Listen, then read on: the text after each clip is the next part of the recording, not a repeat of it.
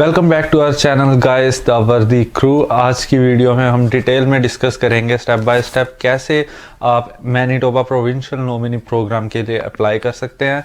तो आज की वीडियो को 6-7 पार्ट्स में डिवाइड किया गया है कि कौन कौन सी स्ट्रीम्स अवेलेबल है एमपीएनपी के अंडर, और उसमें से हम एक स्ट्रीम सेलेक्ट करेंगे जो कि आप लोगों के लिए बेस्ट रहेगी। दूसरी चीज़ है कि इन डिमांड जॉब्स क्या है वहाँ पर। तीसरी चीज़ स्कोरिंग फैक्टर्स क्या है। चौथी चीज़ कैसे स्टेप बाय स्टेप आपको प्रोसीड करना है, अप्लाई करना है। पांचवी जो चीज़ है वो है कि कॉस्ट फी स्ट्रक्चर क्या है। सिक्स्थ कौन कौन से डॉक्यूमेंट चाहिए, और एंड में एक्सप्रेशन ऑफ इंटरेस्ट कैसे आप ऑनलाइन स्टेप बाय स्टेप खुद से अप्लाई कर सकते हैं, उसके बारे में हम डिटेल में बात करेंगे। तो शुरू करने से पहले गाइस आज की इस वीडियो को प्लीज़ लाइक कर दीजिए ताकि हमें मोटिवेशन मिलती रहे कि हम आपके लिए और भी बढ़िया से बढ़िया वीडियोस लेकर आते रहें।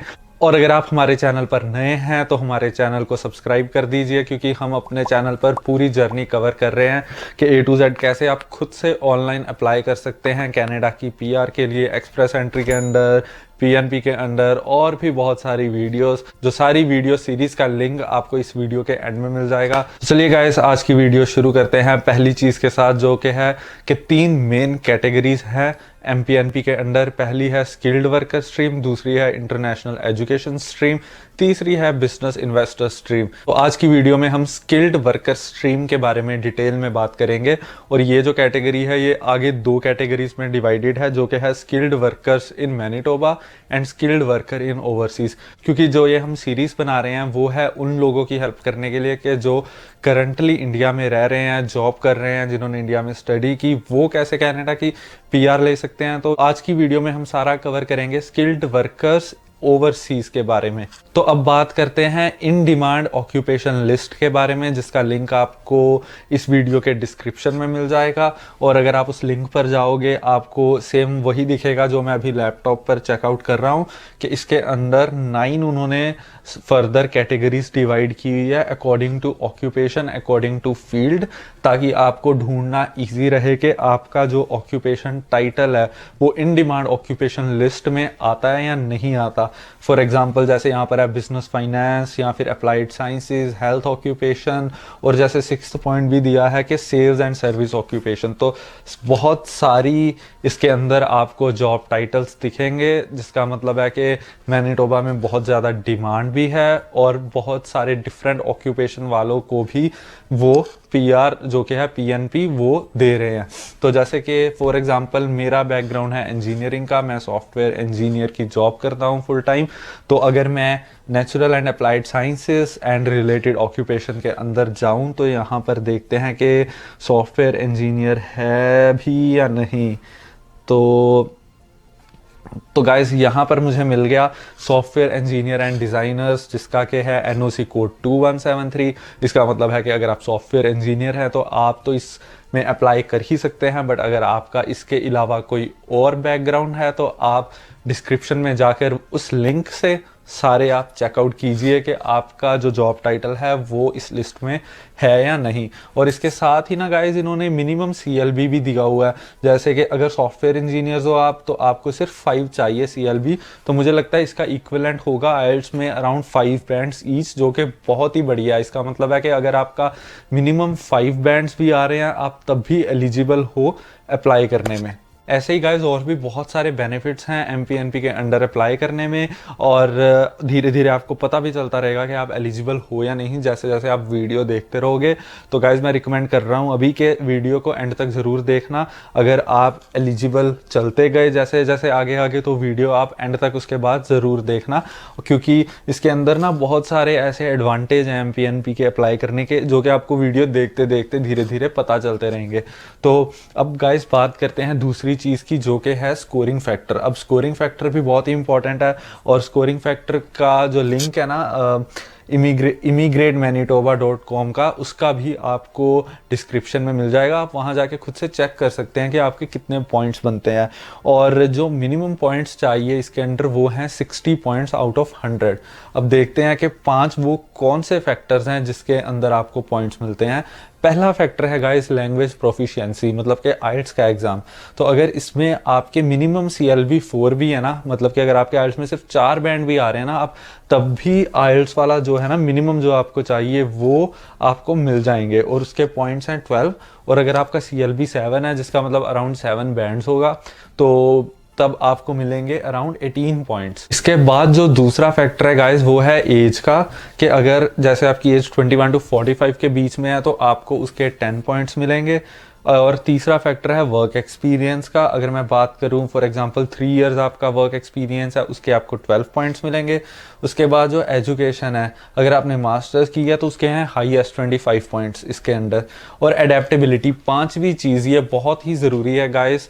अब इस प्रोग्राम की जो एक मेन चीज़ है कि आपका एटलीस्ट फ्रेंड होना ज़रूरी है मैनीटोबा में, उसके बाद ही आप एलिजिबल हो पाओगे अप्लाई करने के लिए MPNP के लिए। अगर आपका कोई भी कनेक्शन नहीं है मैनीटोबा के साथ, वहाँ पर आपका कोई फ्रेंड तक नहीं है, तो आप इसके अंडर एलिजिबल नहीं हो। बट मैं आपको आइडिया दे रहा हूँ कि जैसे हमारे कॉलेज स्कूल टाइम के काफ़ी फ्रेंड्स होते हैं, काफ़ी लोग कनाडा जाते हैं, स्पेशली पंजाब से। मैं भी पंजाब से हूँ, तो आप अपने फ्रेंड सर्कल में पूछें, अगर आपका कोई ना कोई फ्रेंड है मैनीटोबा में, तब भी आप एलिजिबल हो जाएंगे। अपने फ्रेंड का फ्रेंड होगा कोई, आगे से आगे पूछते रहें, कोई ना कोई आपको मिल जाएगा। तो उसके आपको 10 पॉइंट्स मिलेंगे। और गाइज अगर आपका कोई क्लोज रिलेटिव है ना मैनीटोबा में, उसके 20 पॉइंट्स मिलेंगे। तो 60 में से 20 पॉइंट आपको सीधा ही मिल रहे हैं अगर आपका कोई क्लोज रिलेटिव है मैनीटोबा में। और अब क्लोज रिलेटिव का मतलब ये नहीं है कि आपके जैसे ब्रदर सिस्टर, इसमें मैनीटोबा के इस गवर्नमेंट के जो MPNP का प्रोग्राम है, इसके अंडर अगर आपका कोई अंकल आंट जैसे मामा चाचा ताया, या कोई नेफ्यू नीस, या कोई ब्रदर सिस्टर कोई भी है, आपको तब भी 20 पॉइंट्स मिलेंगे क्लोज रिलेटिव के। तो ये तो हो गए 5 स्कोरिंग फैक्टर्स। अगर आपको लगता है कि आप ये 5 स्कोरिंग फैक्टर्स के बाद एलिजिबल हो जाएंगे, आपके मिनिमम 60 पॉइंट्स बन रहे हैं, तो कॉन्ग्रेचुलेशंस, ज़रूर अप्लाई करें। इसका एक नेक्स्ट बेनिफिट अब मैं आप लोगों के साथ डिस्कस कर लूँ कि इसके अंदर अप्लाई करने का कोई भी आपको स्टार्टिंग में फ़ीस नहीं देनी पड़ रहेगी। अगर आपके मिनिमम 60 पॉइंट्स बन रहे हैं, आपका कोई ना कोई क्लोज फ्रेंड है मैनीटोबा में, तो आप बेझिझक अप्लाई करें। अगर आपको इन्विटेशन आता है तब आपसे फ़ीस ली जाएगी, और अगर एक बार इन्विटेशन आ गया तो चांसेस बहुत ही हाई है कि आपको फिर तो PNP मिल ही जाएगी। तो अब बात करते हैं कि कैसे आपको ऑनलाइन अप्लाई करना है स्टेप बाय स्टेप। तो सबसे पहले गाइज आपको online expression of interest apply करना है, जो कि हम इस वीडियो के एंड में सारा स्टेप बाय स्टेप कवर करेंगे। अब अगर अप्लाई करने के बाद उनको आपका प्रोफाइल अच्छा लगता है तो वो आपको letter of advice to apply भेजेंगे ऑनलाइन, जिसमें कि आपको वो बताएंगे कि हाँ जी भाई अब आप अपने सारे डॉक्यूमेंट्स वगैरह सबमिट कर दो, फीस दे दो, जो कि है $500। आपको अराउंड 60 डेज़ मिलेंगे। वो 60 डेज़ में आपको पूरा अप्लाई करना है। अप्लाई करने के बाद अगर वो आपके इस एप्लीकेशन को एक्सेप्ट कर लेते हैं ना, तो फिर वो आपको आगे फर्दर प्रोसीजर बताएंगे। आपको एक अलग से एप्लीकेशन बनाकर गवर्नमेंट ऑफ कनाडा को भेजनी होगी, वो भी सारा वो आपको बताएंगे कि कैसे करना है उस ईमेल के अंदर। अब अगर आपने वो अप्लाई कर दिया, उसके बाद अगर आपकी वो एप्लीकेशन एक्सेप्ट हो गई, तो आपको मैनीटोबा प्रोविंशियल नॉमिनी प्रोग्राम ये जो है वो आपको मिल जाएगी, आपको MPNP मिल जाएगी। और आपको एक गवर्नमेंट ऑफ कनाडा की तरफ से ऑफिशियल लेटर आएगी, और वो लेटर आपको एज ए प्रूफ यूज़ करनी है कि आपको MPNP मिल गई। क्योंकि अगर आपको MPNP मिल गई, इसका मतलब है कि आपको 600 एक्स्ट्रा पॉइंट्स मिल जाएंगे एक्सप्रेस एंट्री के अंदर। अब आपको इसके बाद क्या करना है, प्रोसेस बहुत ही सिमिलर है कंपेयर टू एक्सप्रेस एंट्री। आपको जस्ट या तो अगर आपका ऑलरेडी एक्सप्रेस एंट्री का प्रोफाइल है तो उसको जाकर अपडेट करना है, वहाँ पर आपको 600 पॉइंट्स मिलेंगे। अगर आपका एक्सप्रेस एंट्री का प्रोफाइल नहीं है तो एक नया प्रोफाइल बनाएं, और उसके अंदर आपको फिल करना है कि आपकी MPNP आ गई है। तो उसके बाद जैसे ही गाइस नेक्स्ट रो होगा, गारंटीड आपको ITA आ जाएगी, और प्रोसेस आगे एक्सप्रेस एंट्री की ही तरह एग्जैक्ट सेम होगा। तो ये तो था गाइस ओवरऑल सारा प्रोसेस स्टेप बाय स्टेप के MPNP के अंडर होता क्या है। तो इसका आपको मैं एक और मेजर बेनिफिट बता दूं गाइस, MPNP का क्या है कि आप अपनी पूरी फैमिली के साथ PR लेकर कनाडा जा सकते हैं अगर आप अपनी मैनीटोबा की आपको PNP आ जाती है। तो ये भी एक बहुत ही बड़ा बेनिफिट है MPNP अप्लाई करने का। तो गाइज अब बात करते हैं कि डॉक्यूमेंट्स कौन से चाहिए। मैंने मोटे मोटे जो मेजर डॉक्यूमेंट्स हैं वो सारे लिखे हुए हैं ताकि मैं आप लोगों के साथ शेयर कर सकूं। ECA तो आपको करवाना पड़ेगा, वेस्ट वगैरह, और उस पर हमने ऑलरेडी वीडियो बनाई हुई है जिसका कि आपको लिंक इस वीडियो के एंड में मिल जाएगा और डिस्क्रिप्शन में भी मिल जाएगा इस वीडियो के। उसके अलावा दूसरी चीज़ आपको जो करवानी है वो है आइल्स का एग्ज़ाम देना है। तीसरी चीज़ आपका जो भी एक्सपीरियंस वगैरह होगा वो आपको दिखाना पड़ेगा। उसके बाद अगर आपने कभी पास्ट में कनाडा ट्रैवल किया है आपको बताना पड़ेगा। एक्सप्रेस एंट्री का अगर आपका ऑलरेडी प्रोफाइल है वो भी आपको दिखाना पड़ेगा। उसके बाद एक मेजर पॉइंट है कि आपको सेटलमेंट फंड्स दिखाने पड़ेंगे जो कि अराउंड 10,000 कैनेडियन डॉलर है अगर आप इंडिविजुअली अप्लाई कर रहे हैं। बट अगर आप अपनी फैमिली के साथ अप्लाई कर रहे हैं, आपकी डिपेंडेंट फैमिली है, तो $2,000 एक्स्ट्रा पर पर्सन का आपको शो करना पड़ेगा। नेक्स्ट जो पॉइंट है आपको इम्पॉर्टेंट वो है आपको अपना सेटलमेंट प्लान दिखाना पड़ेगा कि आप कनाडा आके मैनीटोबा में आप मैनीटोबा में करेंगे क्या, कैसे आप हेल्प करेंगे कि कम्युनिटी को, इकोनॉमी को बूस्ट करने में मैनीटोबा की। तो वो आपको एक लेटर वगैरह लिख के वो साथ में अटैच करनी पड़ेगी। ये सारे थे गाइस इंपॉर्टेंट और मेजर डॉक्यूमेंट्स जो कि आपको दिखाने पड़ेंगे अप्लाई करते हुए।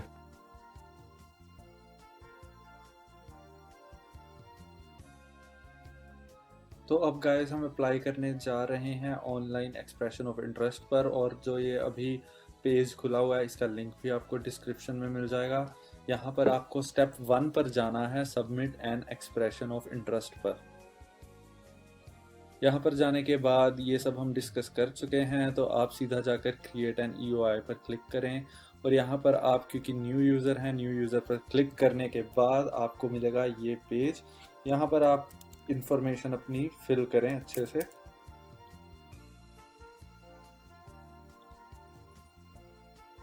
ये करने के बाद आपका जो है अकाउंट वो क्रिएट हो गया, और फिर रिटर्न पर क्लिक करें। यहाँ पर आप अब click here to access your online services, यहाँ पर आपको क्लिक करना है, और यहाँ पर आपके पास 4 ऑप्शंस आ गए। इसमें से आपको जाना है एमपी पर। यहाँ पर आप जाएं,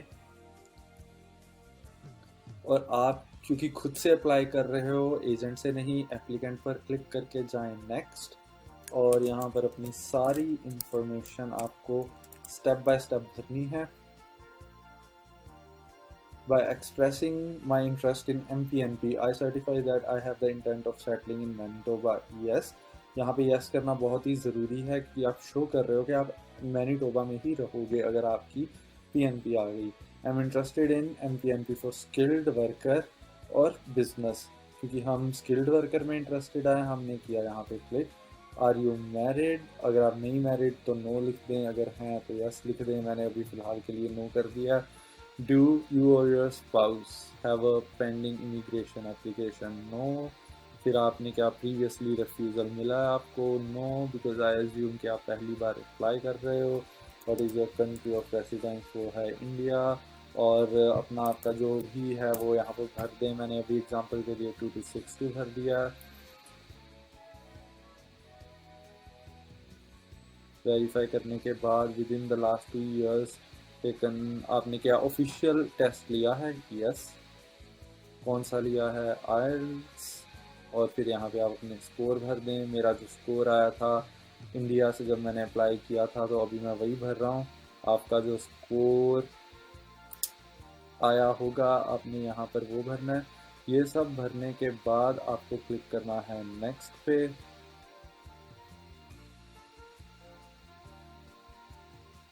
जो भी अभी इंफॉर्मेशन कर दी है वो आपने सेव करके अब जाना है नेक्स्ट पे, और आप इसको बाद में चेंज नहीं कर सकते, तो मैंने कर दिया ओके। और यहाँ पर आपको बस अपना इंफॉर्मेशन भरना है। तो अभी हम जाएंगे इसको सेव करने। सेव करने के बाद अब जाएंगे गाइस हम नेक्स्ट स्टेप पर।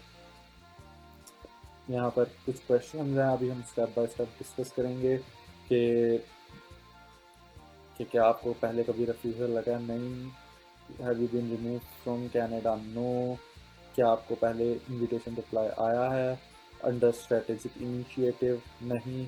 आई am not currently working in Manitoba but I have a formal job offer? No. Do you have an express entry profile? अगर आपका है तो यस कीजिए, नहीं है तो नो कीजिए, बट आपको लेटर ऑन भी बनाना पड़ेगा। तो फ़िलहाल मैं अभी नो ही कर रहा हूँ, बट अगर आपने येस भी किया तो आपको ये कुछ इन्फॉर्मेशन आएगी आपके एक्स परसेंटेज प्रोफाइल के रिलेटेड, जो कि आपको फिल करनी पड़ेगी। और आपका हाईएस्ट लेवल ऑफ एजुकेशन क्या है, यहाँ पर आपका जो भी आप भर दीजिए। मैंने अभी के लिए मास्टर्स डिग्री भर दिया है, और उसके बाद कितने ईयर्स का फुल टाइम एक्सपीरियंस है, लेट्स से 3। अब ये है मेन फैक्टर जो कि डिसाइड करेगा आपकी एमपीएनपी के लिए। अगर आपका कोई फ्रेंड रह रहा है तो यहाँ पे टिक लगा दीजिए, अगर कोई क्लोज रिलेटिव है तो यहाँ पे लगा दीजिए, अगर दोनों है तो दोनों पर लगा दीजिए। बट पॉइंट्स आपको सिर्फ एक ही के मिलेंगे जो कि हाईएस्ट वाले होंगे। उसके बाद अगर हम बात करें, यहाँ पर आपको टेस्ट आइडेंटिफिकेशन नंबर भरना है, जो भी आपको मिलेगा। मैं अभी रैंडमली भर रहा हूँ, जैसे मैंने 1 दिसंबर को टेस्ट दिया, बट 2 ईयर्स के लिए एटलीस्ट ये एलिजिबल रहता है। अब ये देखो, ये कह रहे हैं कि do you have official test result indicating you have language proficiency in Canada second language. मैं अभी नो कर रहा हूँ, बट अगर आपके पास फ्रेंच का आपने एग्ज़ाम दिया है या देना चाहते हैं तो उसके आपको एक्स्ट्रा पॉइंट्स मिल सकते हैं। अब आप सिटी शो कर दीजिए कहाँ पर आप रहना चाहेंगे, मैंने भर दी भी नहीं पाई। अब बात करते हैं कि पहले कभी आप या आपका जो स्पाउस है उन्होंने कभी विज़िट किया है या कभी रहे हैं, तो नो। उसके बाद है कि किसी और प्रोविंस में स्टडी की हो, no. Have you ever worked in any other province, no. क्योंकि गाइस ये जो है ना, इसके आपको नेगेटिव पॉइंट्स, नेगेटिव इम्पैक्ट पड़ सकता है आपकी फ़ाइल पे, क्योंकि वो सोचेंगे कि आप तो किसी दूसरी प्रोविंस में पहले गए थे पढ़ने या जॉब करने, तो अगर उन्होंने एमपीएनपी दे भी दी तो आप कहीं दूसरी प्रोविंस को ना प्रेफरेंस दो रहने के लिए। एक बार आप पक्के हो गए कनाडा में तो ये सभी नो करेंगे आप, कि आप वहाँ पर नहीं गए। Do you or your spouse have a close relative in any other province, no. Have you or your spouse ever applied किसी और के लिए एमपीएनपी के अलावा, नहीं। Please enter the amount of liquid, कि आपके पास कितना कैश होगा। मैं अभी एग्जांपल के लिए 13,000 कर देता हूँ। जितना भी आपके पास होगा, मिनिमम से ज़्यादा होने चाहिए सेटलमेंट फंड, वो आप करिए, सेव करिए उसके बाद, और सेव करने के बाद कर दीजिए नेक्स्ट। और फिर रिव्यू एंड सबमिट का है, अभी कोई फॉर्म डॉक्यूमेंट नहीं है हमारे पास, उन्होंने नहीं मांगे, तो अभी हम नेक्स्ट करेंगे। और यहाँ पे हमने क्लिक कर देना है कि हम एक्सेप्ट कर रहे हैं, और फिर हमने कर देना है सबमिट। सबमिट मैं नहीं करूँगा, क्योंकि ये जो मैंने अभी प्रोफाइल बनाया वो मैंने सिर्फ इस वीडियो के लिए बनाया। आज की आपको सबमिट करना है, और आपको ईमेल आ जाएगी थोड़ी बहुत और इन्फॉर्मेशन के साथ कि आगे आपको क्या करना है। और वो सारा आगे क्या करना है मैं आपको ऑलरेडी आज की वीडियो में कवर कर चुका हूँ। तो गाइज उम्मीद करते हैं आज की वीडियो आपको अच्छी लगी होगी। अगर आपको यूज़फुल लगी तो कमेंट करके हमें ज़रूर बताएं, अपने क्वेश्चंस पूछें, और चैनल पर अगर आप नए हैं तो इसे सब्सक्राइब कर दीजिए चैनल को, क्योंकि आगे हम और भी पीएनपीज़ आने वाली वीडियोस में कवर करेंगे। एंड होपफुली आप किसी ना किसी के अंडर एलिजिबल होंगे, और हम लोग जल्दी ही कनाडा में किसी दिन मिलेंगे। तो सी यू गाइज, टेक केयर, मिलते हैं नेक्स्ट टाइम।